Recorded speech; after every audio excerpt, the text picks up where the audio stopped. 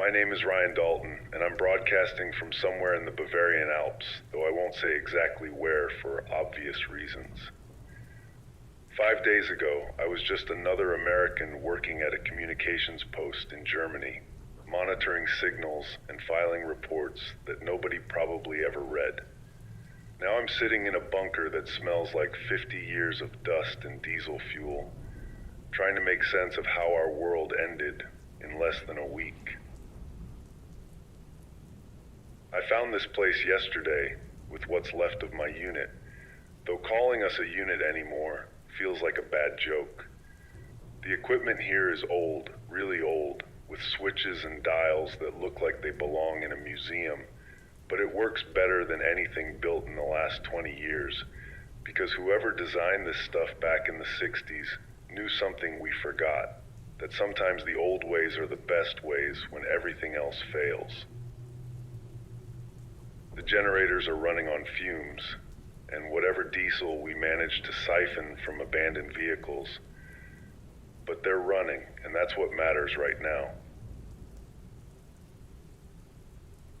Let me tell you how this all started, or at least how it started for me, because I don't think anyone really knows the whole story yet, and maybe we never will.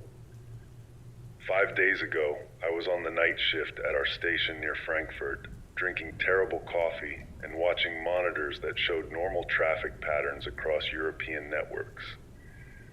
Then at exactly 0300 hours local time, every screen went crazy, like someone had dumped a bucket of digital chaos into the entire Baltic region's communication systems. At first, we thought it was just another exercise or maybe some hackers showing off. But then, Emily Carter called in from Brussels. Emily was one of those people who could look at data streams and see patterns where everyone else just saw noise. And she was practically screaming into the secure line that something was very wrong with what we were seeing. She kept saying the attack signatures didn't match any known adversary profiles, that someone was deliberately making it look like multiple countries were attacking each other simultaneously. I remember her exact words because they've been stuck in my head ever since. She said we were watching someone light a fuse that would burn down everything we'd built since the last war. 20 minutes later, Brussels went dark, just completely off the grid, and Emily's voice cut out mid-sentence.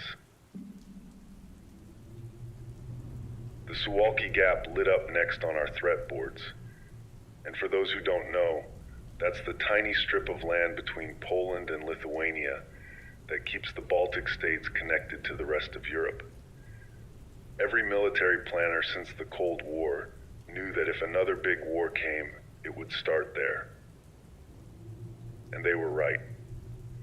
Our sensors showed massive explosions along the whole corridor. But the weird thing was that both sides were reporting being attacked first. The automated defense systems on both sides started shooting at anything that moved. And within minutes, we had confirmed exchanges of heavy artillery between forces that had been staring at each other peacefully just an hour before. I was trying to make sense of the data when Colonel Michael Lawson walked into our communications center at Ramstein, and I'd never seen him look worried until that moment. He'd been through Iraq, Afghanistan, and a dozen other places that never made the news, but something in those reports had shaken him.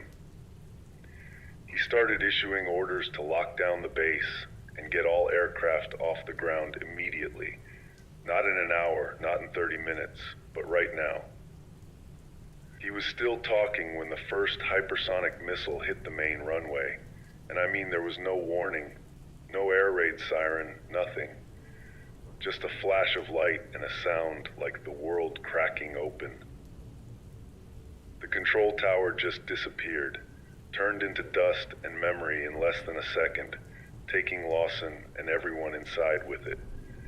The electromagnetic pulse that followed was like an invisible hand sweeping across the base, and every computer screen, every phone, every modern piece of equipment just died instantly. The younger guys didn't understand what had happened at first, kept trying to restart their equipment, but those of us who'd studied Cold War scenarios knew exactly what an EMP meant. We were back to the Stone Age, at least the electronic Stone Age, and the war had barely started. The base had backup systems, old analog stuff that the brass had insisted on keeping, despite years of complaints about the budget, and thank God for stubborn old generals who remembered the lessons of the past. We managed to get one of the hardened radios working and started picking up fragments of emergency broadcasts from across Europe. Warsaw was reporting massive casualties from what they called precision strikes on every major infrastructure node. Paris was declaring a state of emergency after their power grid failed in a cascading blackout that nobody could explain. London had gone to their highest alert level and was evacuating government officials to undisclosed locations. Frankfurt started evacuating about 2 hours after the first strikes, though evacuating is probably too generous a word for what actually happened. The authorities tried to organize it, sending out alerts on every channel that still worked, telling people to proceed calmly to designated evacuation routes.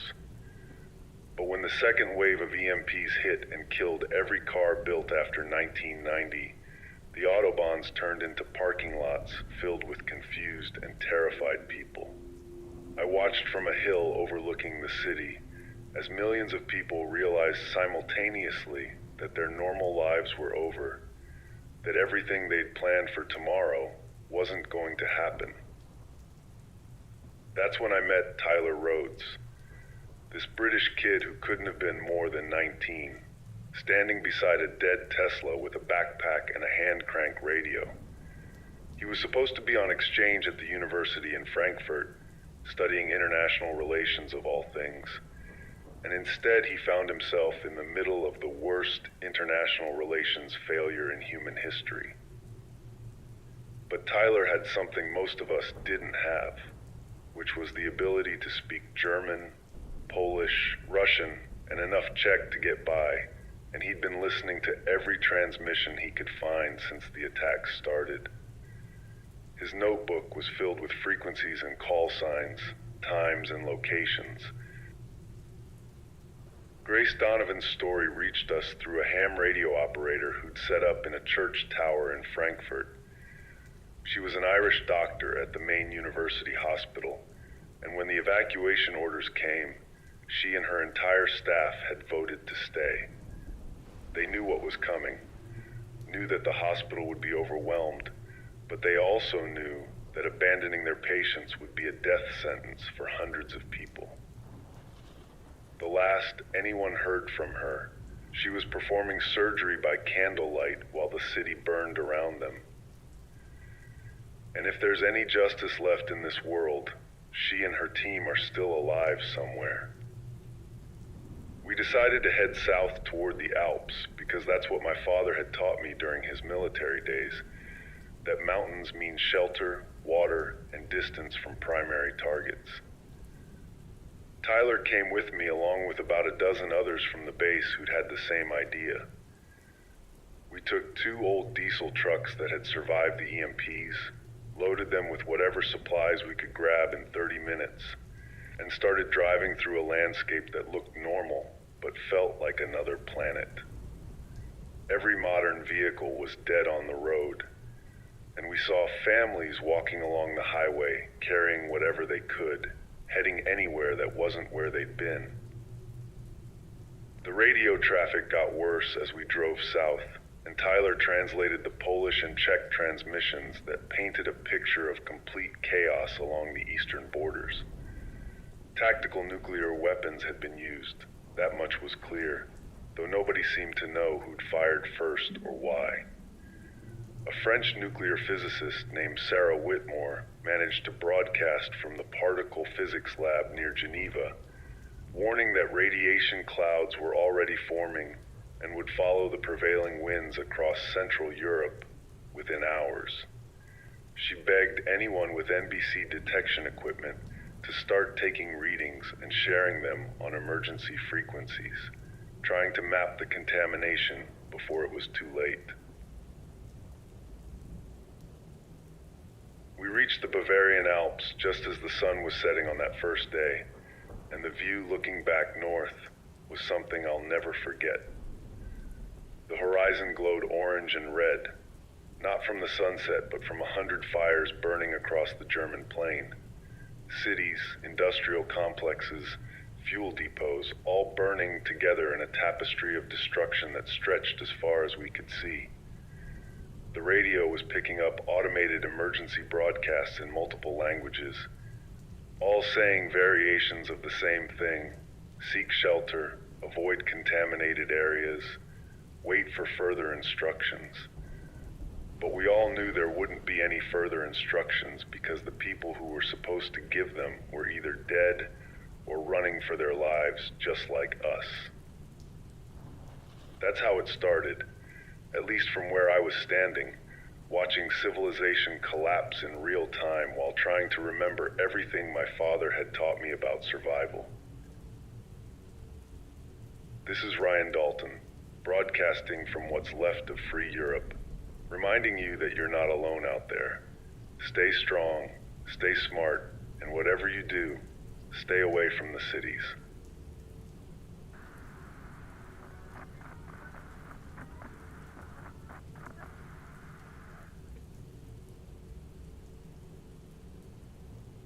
Day 2 started before dawn with a sound I'd only heard in training simulations, the distinctive whistle of incoming artillery followed by impacts that shook the ground even 20 kilometers away. We were camped in a service area off the Autobahn, and through the binoculars I could see flashes lighting up the northern sky in a pattern that looked almost like Morse code if Morse code could kill 1 million people. Tyler had his radio working and was picking up fragments of military communications, most of it encrypted. But the stuff in the clear painted a picture that made my stomach turn. The Fulda Gap was burning, and for those too young to remember the Cold War, that's the corridor through central Germany that every military strategist since 1945 knew would be where East met West if the worst happened. Well, the worst was happening, and from what we could piece together, tactical nuclear weapons had been used on both sides.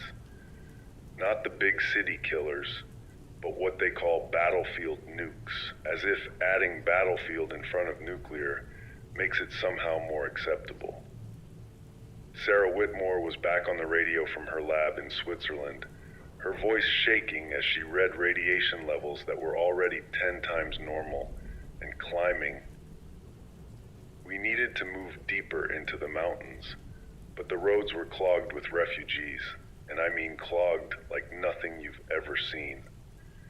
Picture every disaster movie you've watched, then multiply it by 1,000 and add the smell of diesel exhaust, unwashed bodies, and fear so thick you could almost taste it.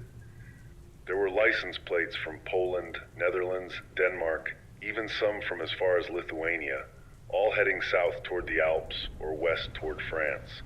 Families in expensive cars that had died from the EMPs were now walking alongside farmers with ancient tractors that kept running because they were too old to have computer chips. That's when we encountered Rachel Harper, nearly being shot by a German lieutenant who'd set up a checkpoint with what was left of her unit. She had maybe 30 soldiers with her, all that remained of a battalion that had been stationed near Munich, and they were trying to bring some kind of order to the chaos. She wasn't interested in checking papers or following protocol. She was sorting refugees into groups based on who had useful skills and who was likely to survive what was coming. Doctors, engineers, and farmers went in one line, everyone else in another. And the look in her eyes when she made those decisions was something between determination and despair. Rachel told us that Munich was gone, not destroyed, but abandoned by anyone who could leave after the water treatment plants failed and the backup generators ran out of fuel. She'd watched the city empty out over 12 hours. Millions of people just walking away from their lives because staying meant dying of thirst or disease within days. The Bundeswehr had tried to maintain order, but when the commanders realized there was no government left to give them orders, most units simply dissolved, soldiers going home to protect their own families or joining the refugee columns heading anywhere that might be safer. We shared what fuel we had with Rachel's group and got information in return that probably saved our lives. She had military maps showing contamination zones based on wind patterns and known strike locations, and the picture they painted was terrifying. Everything northeast of our position was either radioactive or would be within hours. The Rhine Valley was a death trap, with chemical plants burning and releasing God knows what into the air. She'd heard reports of people dropping dead in Cologne from breathing the fumes, though whether that was true or just panic spreading through the refugee columns was impossible to know. Tyler picked up a transmission from Aaron Mitchell around midday, and his story was one of those moments that made you realize how quickly everything had fallen apart. He was a Canadian pilot who'd been flying a regular commercial flight from Toronto to Vienna when European airspace had suddenly closed. With no navigation systems working and nowhere to land, he'd put his plane down on a section of the Autobahn near Nuremberg, all 200 passengers walking away without a scratch. But now they were stranded in a foreign country with no way home and no government to help them. Instant refugees, just like everyone else. Among Aaron's passengers was Lauren Steele, an American trauma surgeon who'd been heading to a medical conference that would obviously never happen now. She'd immediately started treating injured refugees at their improvised camp, using whatever supplies they could scavenge from abandoned vehicles and a nearby shopping center. Tyler translated as we listened to her describe performing field surgery with kitchen knives sterilized in boiling water, setting broken bones with pieces of lumber, treating radiation sickness with nothing but prayer and stolen pharmacy supplies that were probably placebos at best. The afternoon brought worse news as we picked up military transmissions that neither Tyler nor I wanted to believe. Strategic nuclear weapons had been launched, not the tactical ones from the morning, but the real city killers. Paris had been hit, though the French had managed to shoot down most of the incoming missiles, which meant radioactive debris scattered across half of northern France instead of concentrated devastation. London was under attack but still transmitting, their emergency broadcasts mixing with air raid sirens that reminded me of every World War II movie I'd ever watched, except this was real and happening now. We found the bunker that afternoon, hidden in a valley that looked like it hadn't changed since the Middle Ages, except for the concrete entrance built into the mountainside. It was Jason McConnell who spotted it, another American who'd been stationed at one of the bases that didn't exist officially and wouldn't ever exist now that it was probably a crater. The bunker was locked but not guarded, and Jason knew enough about military engineering to recognize the type of lock, and more importantly, how to bypass it without explosives. 20 minutes later, we were inside a facility that looked like it had been frozen in time since the 80s. Everything was analog, which turned out to be our salvation because it all still worked when we figured out how to start the generators. There were paper manuals in German that Tyler translated, showing us how to operate equipment that belonged in a museum but was now more valuable than any modern technology. The bunker had been stocked for a 50-person crew to survive 90 days, though the food was decades past its expiration date, and the water filtration system needed repairs that Jason somehow managed with parts stripped from the vehicles outside. The radio equipment was the real treasure, military-grade transmitters and receivers that could reach across the continent if atmospheric conditions were right. We spent hours scanning frequencies, building a picture of what was happening beyond our valley, and every hour that picture got darker. Stockholm had fallen to what the transmissions called enemy paratroopers, though nobody seemed clear on who the enemy actually was anymore. Rome was burning after riots destroyed government buildings when the population realized their leaders had fled to bunkers without warning anyone. Madrid's last transmission was a desperate plea for medical supplies that nobody could provide. That evening, I made contact with a station in England that was still operating, though the operator wouldn't say exactly where they were broadcasting from. They painted a picture of London under siege, not from external enemies, but from its own terrified population, fighting over the last supplies in stores that would never be restocked. The British government had activated something called the Python Protocol, which meant they'd relocated to secure facilities in Scotland, abandoning the capital to its fate.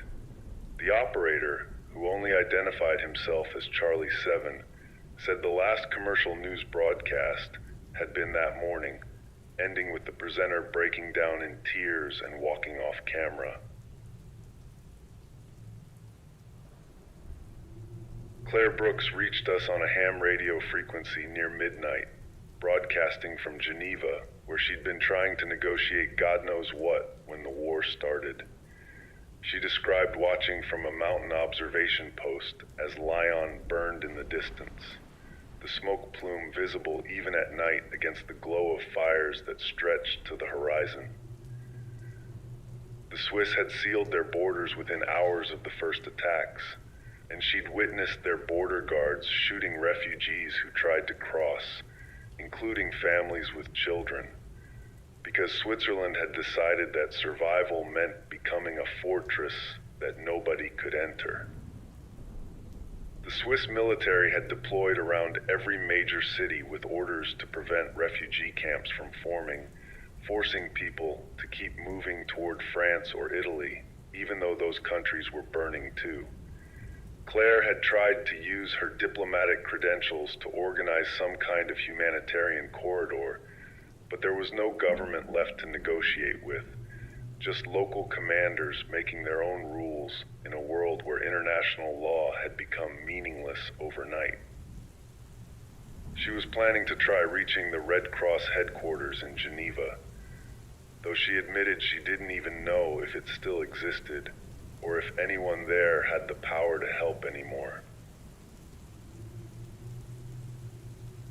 As that second day ended, we took stock of our situation and realized we were probably better off than 99% of Europe's population.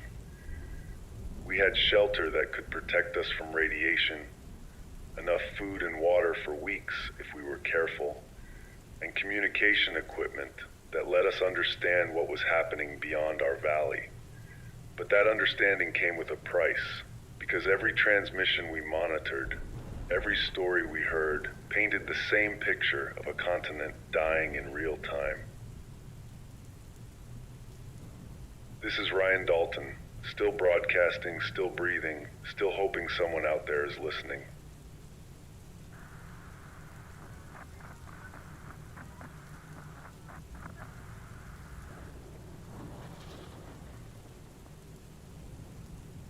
Day 3 arrived without sunrise, or at least without a sunrise. You could see through the smoke and dust that had turned the sky the color of old concrete. The temperature had dropped 15 degrees overnight, even though it was still supposed to be early autumn. And Sarah Whitmore came on the radio explaining that we were seeing the first signs of nuclear winter. She said the particles thrown into the atmosphere were already blocking sunlight across most of Europe. And if the bombing continued, we could see global temperatures drop by several degrees within weeks, maybe more, turning farmland into frozen wasteland, just when we needed food the most. The most terrifying thing about Day 3 wasn't the explosions or the radiation readings. It was the silence that came when the power grids finally died. You don't realize how much noise civilization makes until it stops. No more electrical hum, no more traffic, no more aircraft, just the wind and the occasional sob from the refugee camps that had formed in our valley despite our efforts to stay hidden. Tyler was monitoring every frequency he could find when he picked up something that made him go pale. And remember, this kid had been translating reports of nuclear strikes without flinching. But this was different. He'd found a transmission from a Russian military unit, except it wasn't military anymore. Not really. The commander was explaining in broken English that there was no more chain of command, no more Moscow giving orders, no more anything except individual units doing whatever they thought necessary to survive. He said the words that still echo in my head every night when I try to sleep, that God had abandoned Europe and left only devils to inherit the ashes. We made contact with Katie Monroe that morning, an American student who'd been studying at Heidelberg when everything went wrong. She'd managed to organize about 200 students into what she called a survival collective, taking over the old castle that overlooked the city and turning it into something between a fortress and a commune. The castle's thick stone walls provided protection from radiation. Its elevation gave them clean air above the smoke that filled the valleys, and its ancient wells still produced water that tested safe on the Geiger counters they'd looted from the university physics department. The famous university, 600 years of accumulated knowledge and culture, had been ransacked by people looking for anything useful, burning centuries-old books for warmth because natural gas had stopped flowing when the pumps lost power.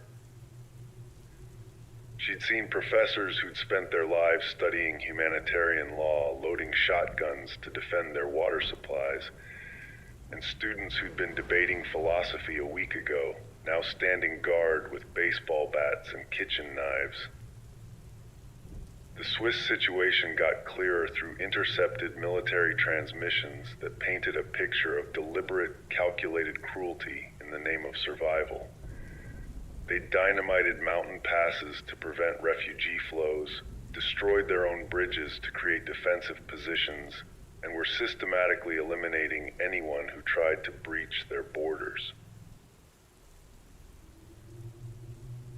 A British submarine commander named Daniel Reeves managed to make contact with us after surfacing in what he thought would be friendly waters, only to find that the concept of friendly didn't exist anymore. He reported that the Swiss Navy, and yes, landlocked Switzerland had patrol boats on its lakes, was sinking refugee rafts on Lake Geneva to prevent crossings. Jason McConnell had been working 18-hour days trying to keep our bunker's systems running with whatever parts he could scavenge, and he'd discovered something in the facility's archives that changed our understanding of what we were dealing with. The bunker had been designed not just for nuclear war, but for something the planners called societal dissolution. And there were detailed projections from the 80s about how long it would take for Europe to collapse without electricity. Their worst-case scenario gave it 3 weeks, but we'd done it in 3 days, which meant their survival calculations were probably worthless too. The medical situation reports we intercepted were beyond comprehension, with Lauren Steele broadcasting instructions for treating radiation sickness using whatever people could find. She described symptoms in clinical detail that helped nobody because there was no treatment without proper medicine, just ways to make dying slightly less horrible. She'd established a field hospital in an abandoned warehouse near Nuremberg, using plastic sheeting to create isolation wards for the radiation cases that were starting to arrive from the contaminated zones. Her voice never cracked as she explained how to identify when someone had received a lethal dose, how to make them comfortable in their final hours, how to dispose of radioactive bodies without contaminating the living. Mark Jensen reached out to us from Copenhagen with a success story that turned into a nightmare within hours. He'd managed to restore partial power to the city's water treatment plant using wind turbines that had survived the EMPs because they were old models without sophisticated electronics. For about 6 hours, parts of Copenhagen had clean running water again, the first good news we'd heard since the war started. But word spread faster than Mark anticipated, and within hours, the facility was overrun by desperate people from Sweden and northern Germany who'd heard about the water and walked through radiation zones to get there. The Danish military, or what was left of it, tried to maintain order, but when you have 50,000 people fighting over water that can supply maybe 5,000, order becomes a joke. Mark's last transmission described Swedish refugees attacking Danish defenders with improvised weapons, families turning on each other when the pumps started failing, children being trampled in the rush to fill containers before the system collapsed completely. He managed to escape with a small group of engineers who'd helped him restore the plant, but they had to leave behind the very thing they'd risked everything to fix. Hannah Pierce was still broadcasting from a makeshift studio in the London Underground, though her reports had shifted from news to something more like a war diary. She described a city eating itself, with different neighborhoods forming armed enclaves, the Thames becoming a barrier between territories controlled by various gangs that had formed from the remains of local government and police forces. The famous London politeness had lasted exactly 48 hours before survival instincts took over, and now the city that had survived the Blitz was destroying itself without any help from external enemies. The chemical weapon reports started coming in that afternoon, though we couldn't confirm if they were actual military strikes or just industrial accidents from damaged facilities. A chlorine cloud had formed over the Ruhr Valley after storage tanks ruptured, killing thousands who'd sought shelter in basements that became gas chambers. Hannah's final transmission cut off mid-sentence when she reported a strange smell in the tunnels, and we never heard from her again. Though other stations reported that the London Underground had been deliberately flooded to prevent it being used as shelter, drowning unknown thousands who'd sought safety in the depths. We established contact with several monastery communities that had become unexpected survival centers, their isolation and self-sufficiency making them ideal refuges. A monastery in Portugal reported taking in over 1,000 refugees, using medieval farming techniques to grow food because modern methods required fuel and chemicals that no longer existed. Another in Norway had become a medical center, with monks who'd studied herbalism, now teaching doctors how to make medicines from plants, because pharmaceutical supplies had run out everywhere. The radio spectrum itself was changing as modern transmitters failed, and only the old equipment kept working. We started hearing languages that hadn't been broadcast in decades, regional dialects emerging as communities became isolated, Latin being used as a common language between religious communities, and military units reverting to national languages instead of the NATO English that had been standard just days before. Tyler spent hours updating his notebook, creating a linguistic map of the new Europe that was emerging from the ashes of the old. By the end of day 3, we'd identified what we called the silent zones, areas where no transmissions originated and from which no refugees emerged. Most of Poland had gone silent, as had large parts of eastern Germany, the Baltic states, and surprisingly, much of central France. Whether these areas were completely destroyed, contaminated beyond survival, or simply had no functioning equipment left to broadcast with, we couldn't know. The silence was spreading like a virus across the continent, and we could track its progress by the stations that stopped transmitting, voices that simply disappeared mid-conversation, never to return. That night, we picked up an automated transmission from the International Space Station. The astronauts reporting that Europe at night was no longer the bright constellation of cities it had been just a week ago. Instead, they described scattered fires burning without pattern or purpose, dark zones that covered entire countries, and a cloud of smoke and ash that was spreading across the Atlantic toward North America.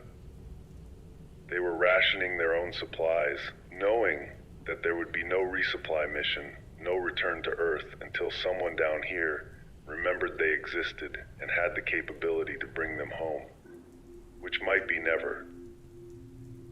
As I sat in this bunker, listening to Europe die one transmission at a time, I realized we weren't documenting a war anymore, but a extinction, the end of a civilization that had taken 2,000 years to build and less than a week to destroy. This is Ryan Dalton, broadcasting into the darkness, hoping these words reach someone, anyone, who can use them to survive what's coming.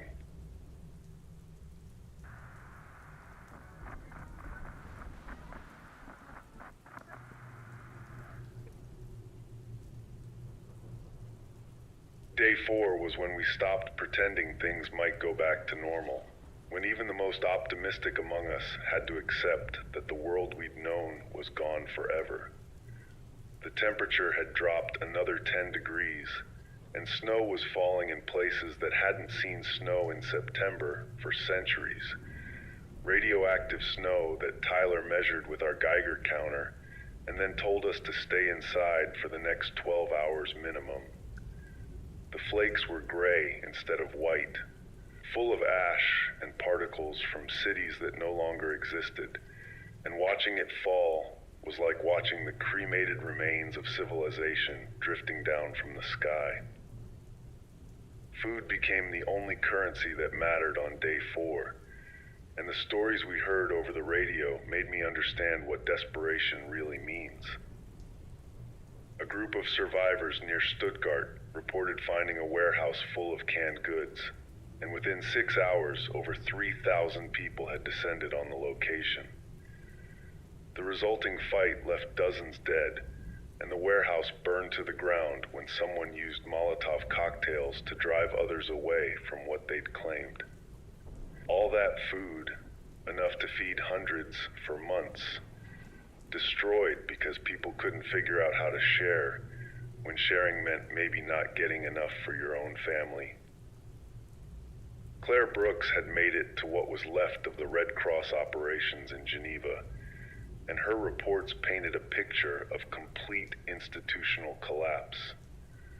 The organization that was supposed to coordinate humanitarian response during conflicts had lost 90% of its staff, either dead, fled, or simply unable to reach their posts. The medical supplies they'd stockpiled for emergencies had been looted in the first 48 hours. Their communications network was down, and the few officials still at their posts had no authority to do anything except document the catastrophe. Claire described empty offices with emergency response plans still pinned to walls, detailed procedures for disasters that nobody had imagined would all happen simultaneously.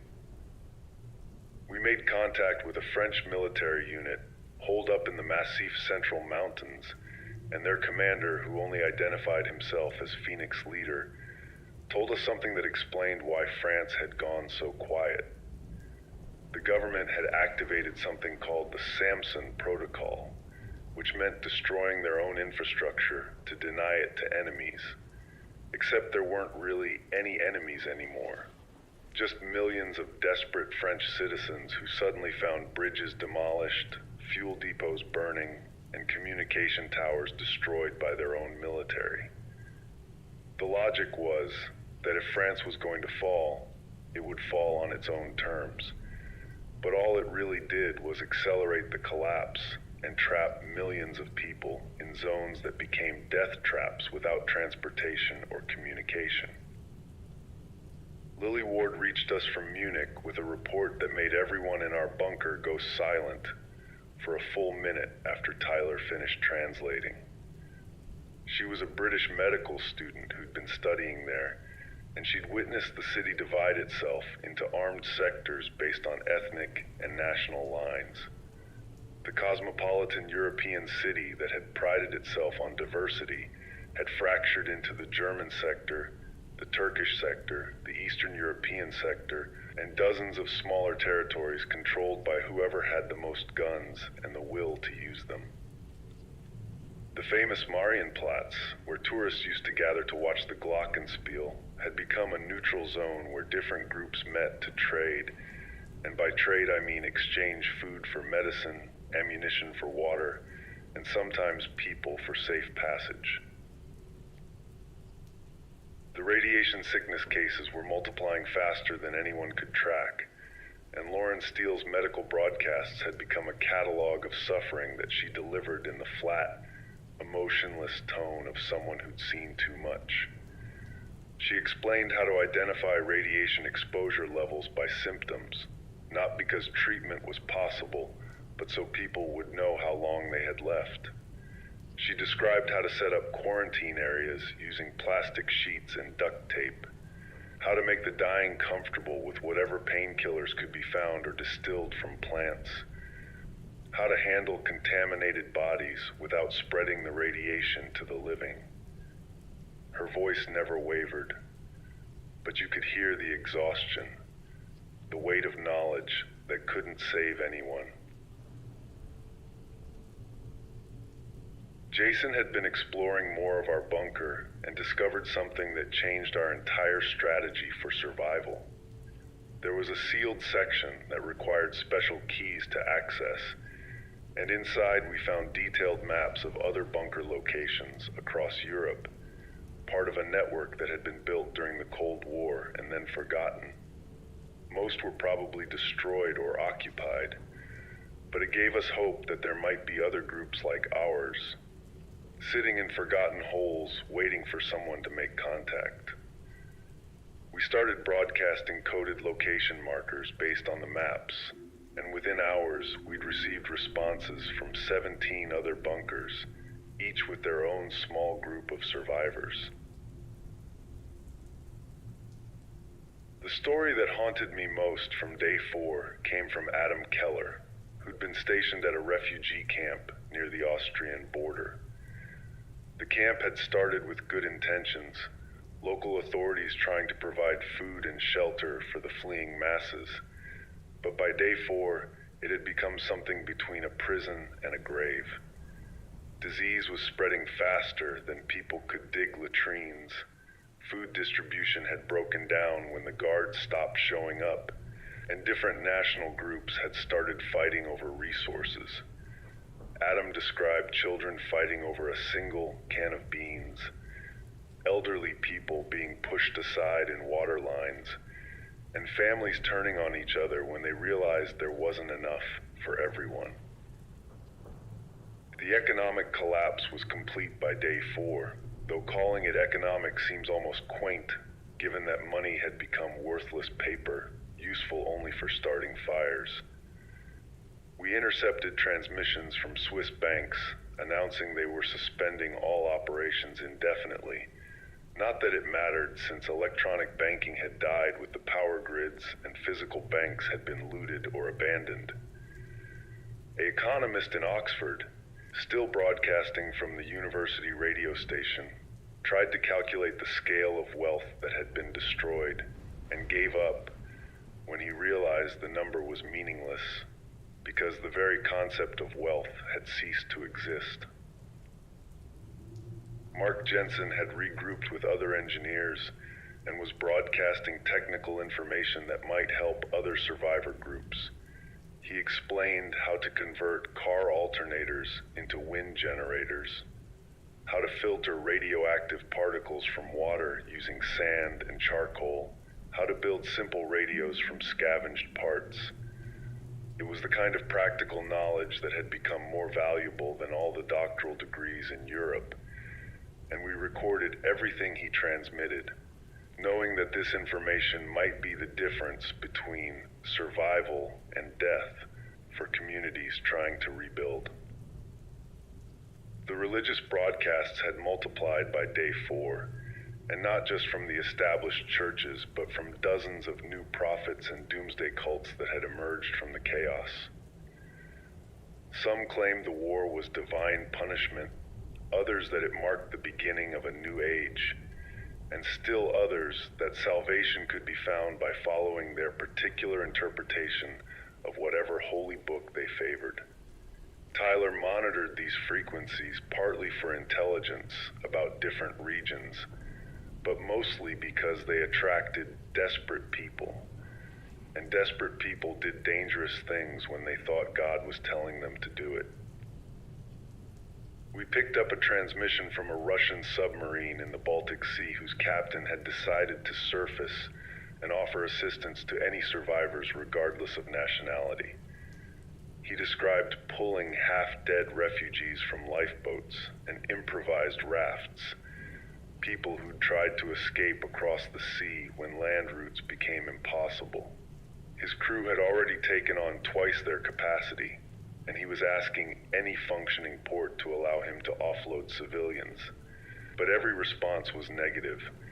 Every harbor that still had authorities was turning him away because they couldn't feed their own population, much less hundreds of maritime refugees. The weather was becoming our second enemy after radiation, with temperatures continuing to plummet and snow falling heavily across regions that weren't prepared for winter, much less nuclear winter. Katie Monroe reported from Heidelberg Castle that they were burning furniture and books to stay warm, calculating they had maybe 2 weeks of combustible material before they'd have to abandon the castle or freeze. Similar reports came from other survivor communities, all facing the same equation of declining resources against increasing cold, and nobody had a solution that didn't involve taking resources from other groups. By late afternoon on day 4, we'd compiled enough reports to understand the new map of Europe, though map implies more organization than actually existed. Instead of nations, there were zones of control ranging from a single building to maybe a small city, each run by whoever had managed to seize power in the chaos. Former military units had become private armies, police forces had become gangs, and local governments had become feudal lordships.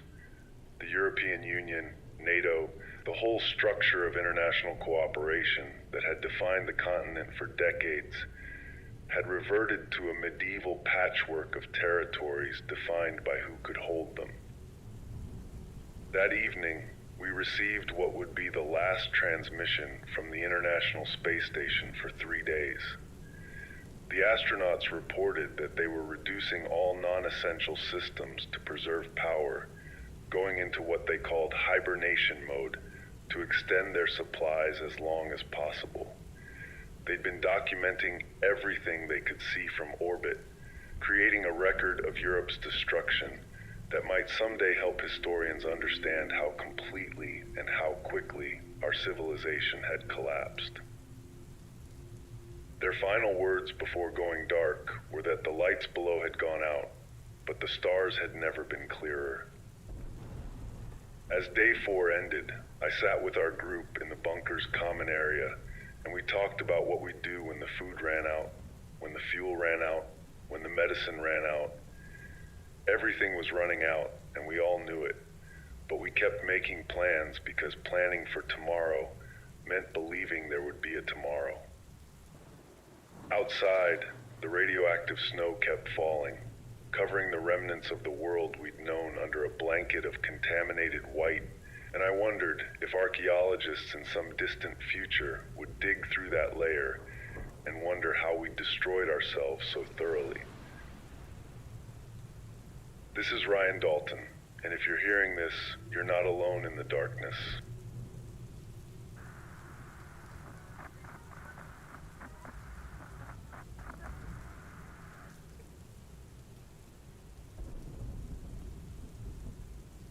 So here we are, day 5. This morning at 0600 hours, our radiation detector started clicking faster, and the readings have climbed 30% since yesterday. The wind has shifted, bringing fallout from the Rhine industrial corridor straight into our valley, and Jason calculates we have maybe 2 weeks before the filters in this bunker can't handle the contamination levels anymore. 2 weeks to figure out our next move, assuming we live that long. I woke up this morning to Tyler shaking me because he'd picked up something on the radio that we'd been dreading but expecting. A group of about 200 survivors knows approximately where we are, not our exact location, but close enough that they'll find us eventually if they keep searching. They're not military, not organized, just desperate people who heard our broadcasts and figured we must have supplies worth taking. Jason has been setting up defensive positions, but we all know that if 200 people storm this bunker, our small group doesn't stand a chance.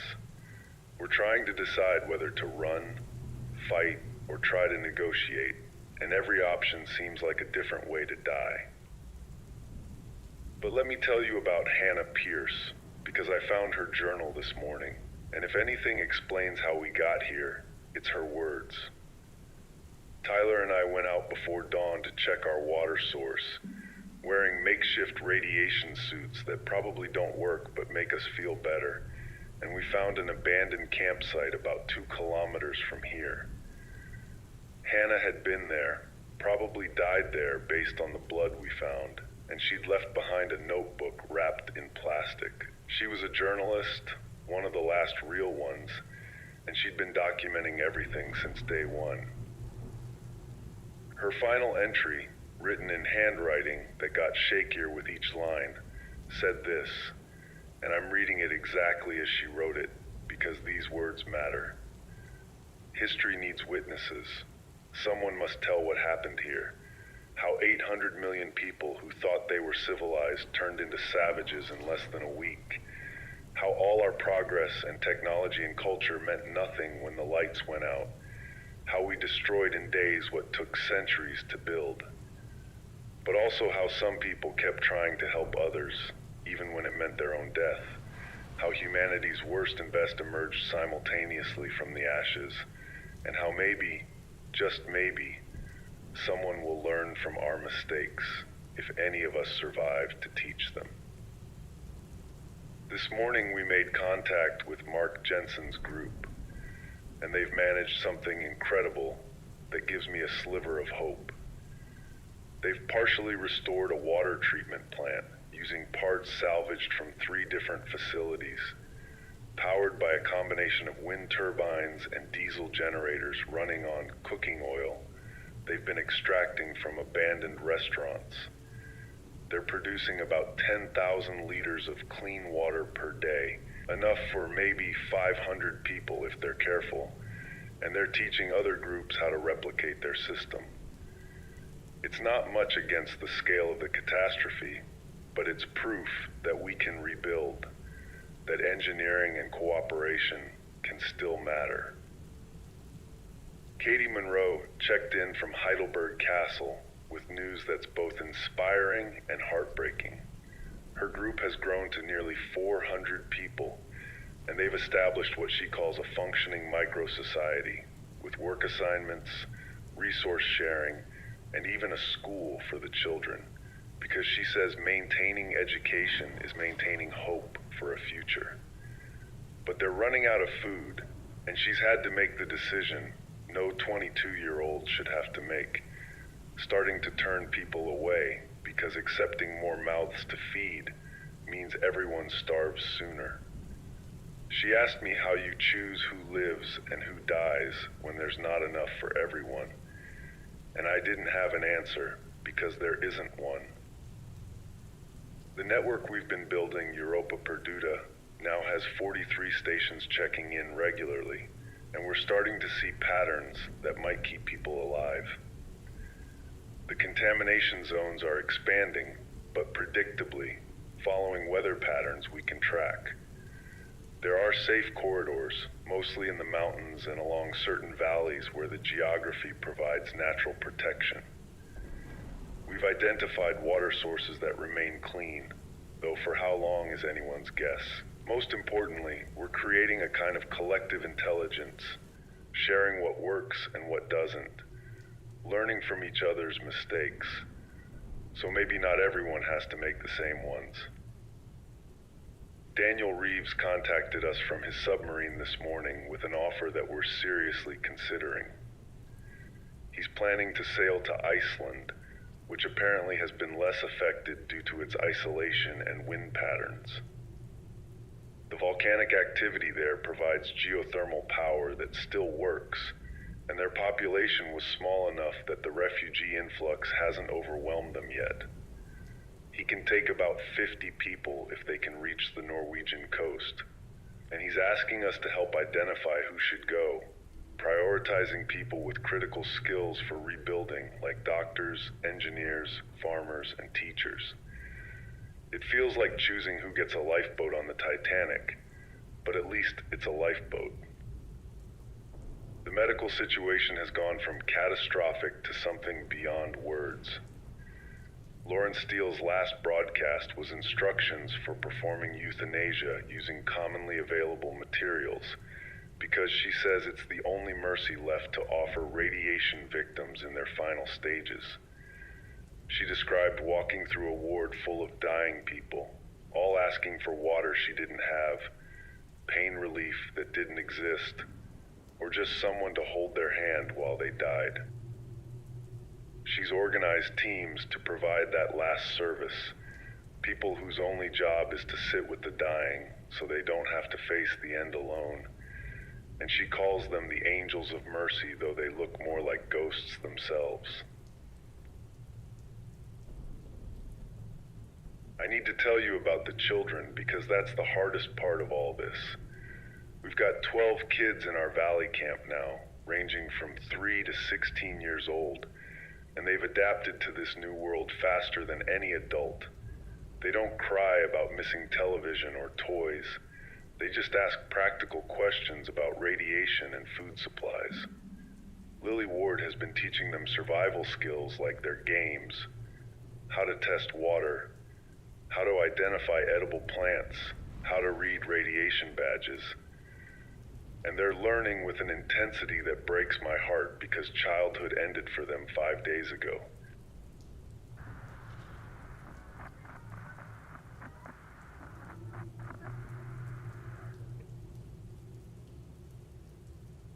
The military situation, if you can still call it that, has completely devolved into local warlords with whatever weapons they managed to secure. We intercepted communications from a former NATO unit that's taken control of a fuel depot and is trading diesel for food at rates that amount to extortion. Another group calling themselves the Alpine Brigade has seized control of several mountain passes and is charging tribute from anyone trying to move between valleys. There's no ideology anymore, no nationalism or political goals, just armed groups taking what they can hold and holding what they can defend. But there are also stories of unexpected cooperation that give me hope for whatever comes next. A group of Turkish immigrants in Berlin has allied with German survivors to defend a water treatment plant from raiders, Polish and Ukrainian refugees have put aside old grievances to share medical supplies and expertise. A network of ham radio operators across the continent has created an emergency communication system that's more reliable than anything governments managed before they collapsed. Humanity's talent for cooperation emerges even in the darkest times, though never quite enough to balance our talent for destruction. The weather has become our constant enemy, with temperatures now 20 degrees below normal and continuing to fall. The nuclear winter predictions were optimistic because they didn't account for the burning cities adding more ash to the atmosphere, the destroyed forests that can't absorb carbon dioxide, the feedback loops that accelerate cooling once it starts. Sarah Whitmore's final calculation before her station went silent was that we're looking at least 18 months of winter conditions, maybe longer, and European agriculture won't recover for a generation assuming anyone survives to farm. This afternoon, we detected movement in our valley, and Jason confirmed what we feared. The group looking for us is getting closer. We've made the decision to broadcast our exact location because hiding isn't working anymore, and maybe, just maybe, if they know we're trying to help everyone, they'll work with us instead of attacking. It's a gamble, but everything is a gamble now, and at least this way we maintain some control over the situation. We're prepared to share what we have, to teach what we know, to help them survive if they'll help us do the same. I've been thinking about what Hannah Pierce wrote about needing witnesses, and I've realized that's what this broadcast is really about. Not just coordinating survivors or sharing information, but bearing witness to the end of one world and maybe the beginning of another. Every person listening to this is a witness. Every story we share is a record. Every transmission is proof that humanity endures even in our darkest hour. We're creating an oral history in real time, and someday, if there is a someday, people will need to know what happened here. The sun is setting now, though you can barely see it through the ash and smoke that's become our permanent sky. In about 10 minutes, I'll open our frequency for anyone who wants to transmit, to share their location, their situation, their needs. We're calling it the evening circle, a moment when anyone still alive can confirm they made it through another day, that human voices still echo across this dead continent. Sometimes we get poetry, sometimes crying, sometimes just someone saying their name and location, but every voice matters because every voice means someone survived. So this is where we are on day 5, trapped between the world that was and whatever comes next, trying to build bridges across the darkness with radio waves and hope. I don't know if we'll survive the night, the week, the winter that's coming, but as long as this equipment works and my voice holds out, I'll be here every evening at 1900 hours Central European time, if time still means anything. We're not nations anymore, not NATO or EU or any of those old divisions. We're just the living trying to stay that way, and maybe trying to remember what it means to be human when humanity seems like a luxury we can't afford. If you're hearing this, you're not alone, even if it feels like you are, even if you haven't seen another living person in days. Somewhere in this darkness, 43 stations are broadcasting, hundreds of small groups are surviving, thousands of people are refusing to give up. Tomorrow I'll tell you about day 6, if there is a tomorrow, if I'm still here to tell it. Until then, stay warm if you can, stay safe if possible, and stay human no matter what. This is Ryan Dalton, broadcasting from Bunker Station, Bavaria on day 5 of World War III, reminding you that as long as someone's listening, someone's surviving, and as long as someone's surviving, there's still hope.